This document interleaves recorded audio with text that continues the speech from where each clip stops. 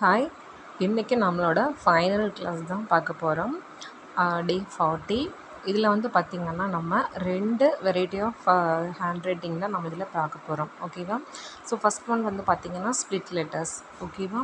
Second one பார்த்திங்கன்னா cursive. நம்ம இப்போ ப்ராக்டிஸ் பண்ணோம் இல்லையா? ஸோ அது ஸ்ப்ளிட் லெட்டர்ஸும் நம்ம ஆல்ரெடி வந்துட்டு கிளாஸ் போட்டிருக்கோம். ஸோ அதை வந்து பாருங்கள். அது நம்ம நார்மலாக நம்ம ப்ராக்டிஸ் பண்ணது தானே. ஸ்ப்ளிட் லெட்டர்ஸ்னால் எல்லாருமே ப்ராக்டிஸ் பண்ணியிருப்பீங்க ஃபஸ்ட் எடுத்த உடனே.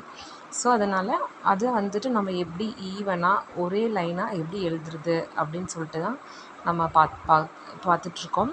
இப்போ பார்த்திங்கன்னா நம்ம சரி இப்போது மந்த் ஆஃப் இயர் எடுத்திருக்கோம். ஸோ அந்த மந்த்தெல்லாம் வந்துட்டு நம்ம இப்போ இந்த பக்கம் ஸ்ப்ளிட் லெட்டர்ஸில் எழுதிட்டுருக்கோம். ஓகேவா?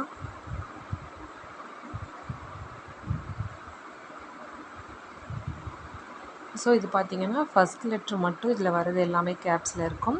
மற்றதெல்லாம் பார்த்திங்கன்னா ஸ்மால் லெட்டரில் நம்ம ரைட் பண்ணியிருக்கோம். ஓகேவா? ஸோ கர்சிவ்லேயும் அதே போல் தான். இப்போது கர்சிவில் நம்ம ஆல்ஃபபெட், அதாவது அப்பர் கேஸ் ஆல்ஃபபெட் கூட லோவர் கேஸ் வந்து எப்படி ஜாயினிங் பண்ணுறது அப்படின்னு பாருங்கள்.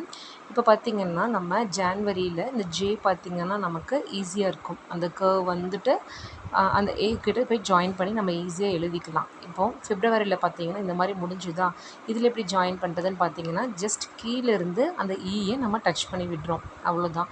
ஸோ அதே போல் இப்போ பி அந்த லெட்டர்லாம் பார்த்திங்கன்னா நம்ம கேப்ஸில் எழுதும்போது அந்த எண்டிங் வந்து பார்த்திங்கன்னா எந்த லெட்டர் கூட வேணால் ஜாயின் ஆகிற மாதிரி இருக்கும். ஸோ நம்ம அந்த மாதிரி ஜாயின் பண்ணிக்கலாம்.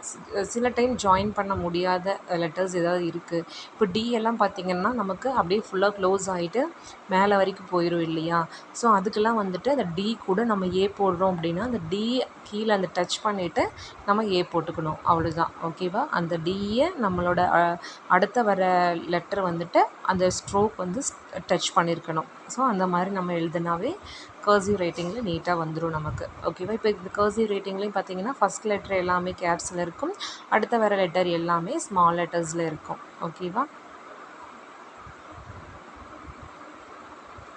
ஸோ நீங்கள் வந்துட்டு நான் வந்துட்டு சரி இப்போ ஜான்வரி, பிப்ரவரி இதுவே எழுதலாம் அப்படின்னு சொல்லிட்டு நான் அதை எடுத்து எழுதிட்டுருக்கேன். உங்களுக்கு இன்னும் கொஞ்சம் அதிகமாக இருக்கிற மாதிரி வேறு எதாவது நல்லா ப்ராக்டிஸ் பண்ணுறதுக்கு வேணும் அப்படின்னா நீங்கள் வேறு ஏதாவது ஒரு ஸ்ப்ளிட் லெட்டர்ஸ் தனியாக ஒரு ஸ்டோரி ஏதாவது புக்கில் பார்த்துட்டு நீங்கள் எழுதுங்க. அதே போல் கர்சிவ் ரைட்டிங்க்கு ஏதாவது ஸ்டோரி இருக்கா அப்படின்னு சொல்லி பார்த்துட்டு அதை வந்து நீங்கள் எழுதி ப்ராக்டிஸ் பண்ணிகிட்டே இருங்க. ஜஸ்ட் நீங்கள் இந்த 1 மந்த்து ஃபுல்லாக நீங்கள் நல்லா ப்ராக்டிஸ் எகெயின் அண்ட் எகெயின் நீங்கள் ப்ராக்டிஸ் பண்ணிகிட்டே இருக்கீங்க அப்படின்னா உங்களுக்கு வந்து அழகான ஹேண்ட் ரைட்டிங் கண்டிப்பாக கிடைக்கும். ஸோ அதனால் நீங்கள் ப்ராக்டிஸ் மட்டும் விடாமல் நீங்கள் பண்ணிகிட்டே இருங்க. ஓகேவா? எவ்வளோ நேரம் ஆயிரும்? ஒரு நாளைக்கு ஒரு 5 to 10 மினிட்ஸ் ஆகுமா? அவ்வளோதானே. ஜஸ்ட் நம்ம ஃபோன் பார்க்குற நேரத்தையோ இல்லை டிவி பார்க்குற நேரத்தையோ வந்துட்டு நம்ம இதுக்காக ஸ்பெண்ட் பண்ணோம் அப்படின்னாவே நமக்கு ஒரு நல்ல ஹேண்ட் ரைட்டிங் கிடைக்கும். ஓகேவா? ஸோ இந்த 1 மந்த் மட்டும் நீங்கள் நல்லா ப்ராக்டிஸ் பண்ணுங்கள்.